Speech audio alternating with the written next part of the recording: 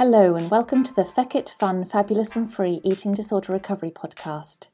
I'm Helly and I'm here to provide regular bursts of information and inspiration, some neuroscience applicable to eating disorder recovery, perhaps a few rants, but otherwise lots of positivity with a bit of a Feckit attitude, some fun and a sprinkling of fabulousness to help everyone find freedom in recovery. Hello and welcome to the Feckit Fun, Fabulous and Free Eating Disorder Recovery podcast. I'm Helly and I'm an eating disorder recovery coach. Today's episode is in response to a request by one of you lovely listeners who asked me to make an episode about why when you start eating more you feel recovered. So what she said was that basically as soon as I eat a new lunch, my brain tells me I'm fully recovered and it's driving me mad. Well, I'll try and describe what I think is perhaps happening here. Because yes, this is very common to most people in eating disorder recovery. You eat a new lunch, you eat a big fear food, maybe you sit down for an afternoon, which you wouldn't normally let yourself do, and suddenly your brain's saying to you, well done, you're recovered, job done, let's get on with life now, shall we? And just go back to normal because that felt a lot more comfortable and you've obviously proven that you can eat whatever and you can sit down, so you're obviously recovered.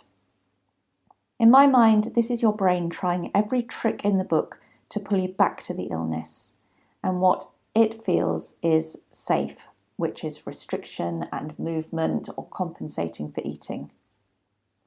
So your brain is probably saying to you, you've eaten the pizza, you've proven you can eat pizza now, so you don't need to prove it again. You obviously aren't even that sick. And I suppose this is a bit like someone who goes on a parachute jump despite terror before the jump. Then they jump and might even have an incredible and exhilarating experience.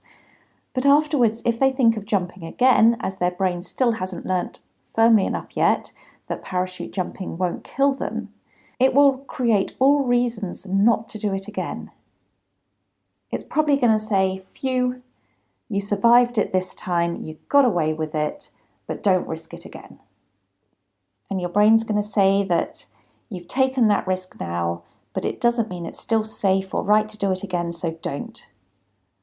Or, as in the case with the eating disorder, your brain's going to say, well, you've jumped once now, you've had the experience, you've done it, you've proven you can, but you don't need to go and repeat it. Whatever the fear is that the brain is facing, it will create so many very real and powerful thoughts and reasons to deter you from facing that threat. And even if you faced it once, it still hasn't learnt yet that that threat isn't the huge threat it believes it to be. And so it's going to keep deterring you, keep telling you stories to try and stop you facing it again. And returning to the topic of this episode and the you are blatantly recovered now, so you don't need to push yourself to any more dense big meals or foods because you can eat them, so you don't need to prove it anymore, and you might as well just eat what you usually do again thoughts that come up from day one of recovery, they can be very, very persuasive. So when you get these thoughts, label them as the recovered now, so stop recovery EDBS thoughts. We all know that the eating disorder speaks a lot of bullshit. So label those thoughts as EDBS. They're not relevant. You don't need to listen to them. You don't need to respond to them. Just appreciate that these thoughts are your brain working hard to protect you from what it believes is a real threat to your life. More dense foods, eating outside rituals and routines. They are all perceived by your brain to be a threat to your life. It's trying to protect you from these things. And when your brain has faced these foods and other recovery changes enough times, the thoughts will go.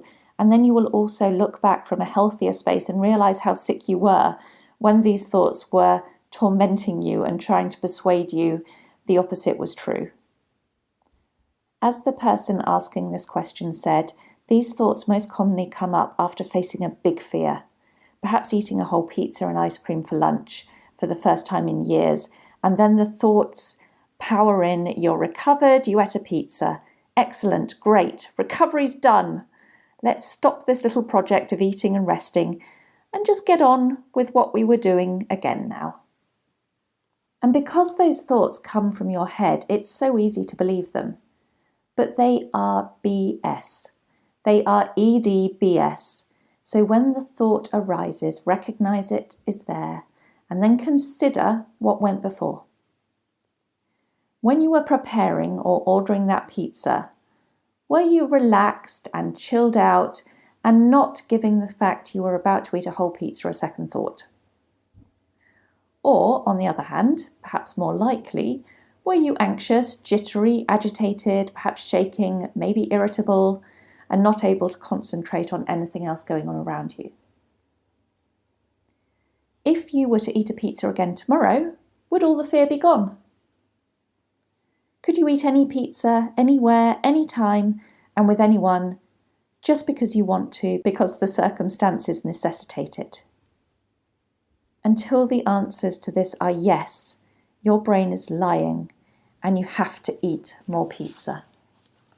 And likewise, when you get these, you did that challenge, whatever it was, so are obviously recovered thoughts, make yourself look at the much bigger picture. What can't you do because the eating disorder stops you still? Where does the fear still show up? Can you lie all day on the sofa eating toast, pasta, cake, cookies, ice cream, pizza, bagels, crisps, chocolate and more because you just fancy a duvet day? Could someone take you out for a meal at the last minute without you knowing where, what time, or what will be on the menu? Are you truly free and spontaneous around food and movement in all the ways you know you want and deserve to be?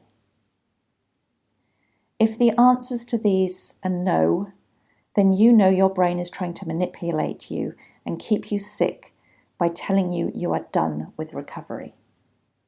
And instead, right now, you need to stay focused on all the reasons why you are going through the recovery process, all the freedom you want with food and with your life in your future, and tell your brain to shut up because you're not done yet. And prove the point by eating something else terrifying in that moment, right there and then. Show your brain you can do that. The best way to shut down the disordered thoughts is always with food, every single time. And of course, there are also the you've gained weight, so you're definitely recovered now thoughts. But I think that's perhaps a topic for another episode. So when you do get those thoughts in your recovery of, great, you're done with recovery, you've just proven that you can eat anything because you've eaten a pizza or you've eaten a tub of ice cream. When you get those thoughts come up, just recognize them. They're just your brain trying to protect you. It's just doing its job. It's trying to protect you from what it perceives to still be a significant threat to your life. Appreciate your brain for trying to protect you. And then label those thoughts as eating disordered, absolute BS, and consider your bigger picture. Consider what you still can't do because of the eating disorder. And then go on and keep going with your recovery. Keep eating and addressing more pizzas for lunch every single day and having them in different situations, different pizzas. Keep bringing in more fear foods, more challenges, eating more and more. Shut the thoughts up with more food because you can. I hope that's helped. I hope that's helped answer that question. If you want me to answer any questions of yours, then please just let me know. Just drop me an email. And if you want to know more about my coaching, then you'll find me on hellybarnes.com. Otherwise, I'll speak to you soon. Bye-bye. Thank you for listening to the Feck It Fun, Fabulous and Free Eating Disorder Recovery podcast. Don't forget, eating disorder recovery doesn't have to be boring and doesn't have to be serious. Now go and grab yourself some food and have a fabulous rest of the day.